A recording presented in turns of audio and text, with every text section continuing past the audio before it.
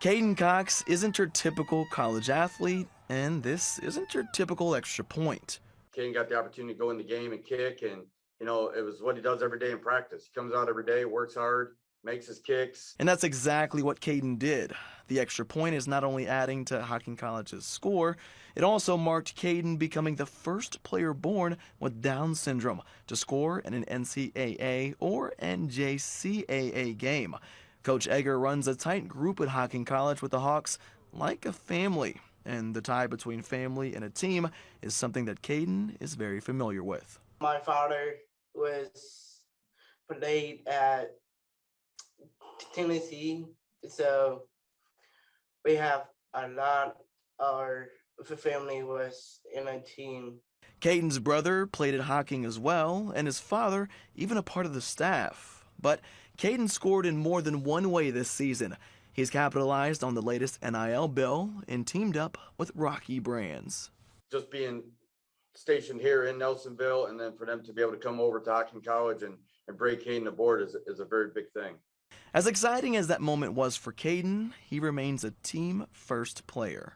We had to stay focused on the game, no more attitudes, because we need to step up next level and play some games. On your side, I'm Miles Harris.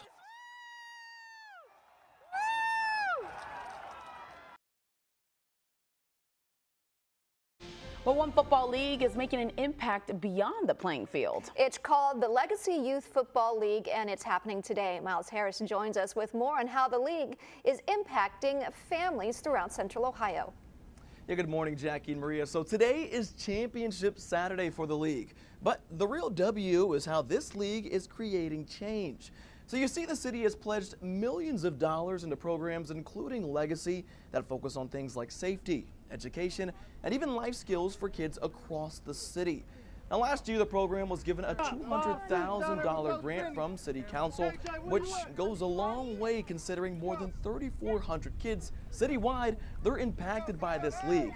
And for the coaches, for the volunteers involved, they're hoping to play a role that goes beyond the playing field. A lot of these kids don't have fathers out here.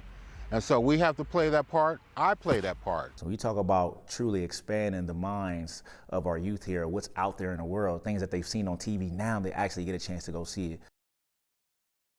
Jones tells us last year's grant has been a crucial benefit for the organization, with money going towards summer educational programming, family outreach, and even organized college visits for the kids. Now, games today, they'll take place starting at 8:30 this morning, and they'll go all the way until 7 p.m. over at historic Cruz Stadium, with the goal that this league can create change for the next generation of leaders to make a positive change. On your side of the newsroom, I'm Miles Harris for Good Day Columbus. The OSU men's basketball team is getting prepared to take on a tough Loyola team come Friday. Now, what's keeping this locker room locked in is trying to prevent a repeat of last year's tournament. Oh yeah, but it's been on our minds since the day it happened. That was history, so it was something we were working. We had in mind when we were working all last summer. Throughout the whole season. The Buckeyes using last year's upset as fuel to rewrite history this year, but this time around, they're the underdogs. We kind of got the memo that everybody's counting us out. Coaches kind of gave us that message. Not that he had to, because we kind of understood that. One of the biggest questions heading into Friday is the status of Zed Key and Kyle Young. I think getting healthier. I have no update on Kyle or Zed. Those will be game time decisions right now. The indication is those guys are doing everything they can to get back. And hopefully they will get cleared.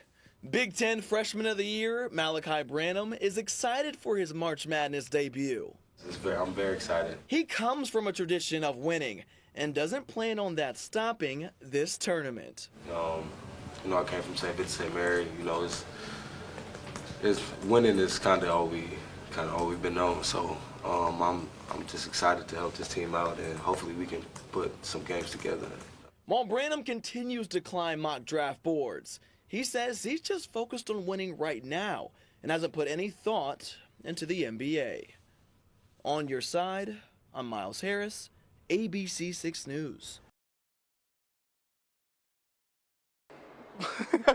Bob, you are the perfect hype man, I gotta tell you that. But I'll just tell you this, it's a little quiet inside Nationwide Arena, but expect to hear it a little bit later on tonight. If not for the cannon, if not for some fans in the seats, you can definitely expect to hear the excitement from players. I mean, it's been a long 2 weeks for the Blue Jackets. They haven't seen the puck drop in front of an opponent since December 16th.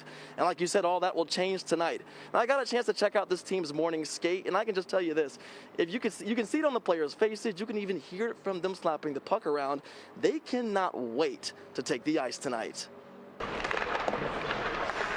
Thursday's morning skate brought a level of excitement for players. The Blue Jackets happy to return to action tonight. Now, it's been exactly 2 weeks since their last game. During that stretch, 5 games were postponed and several players entered and have now exited COVID protocols, like Captain Boone Jenner. Star Patrick Laine is back from an injury, and head coach Brad Larson expects it'll be an emotional start to the game. And then as the game goes on too, I think there's always adrenaline early. Guys are going to be excited to play again. It's been a while, but then there's that kind of, you settle into the game and then you start seeing who's got energy. And the team hopes the extended break may actually help them as they start a 3-game homestand.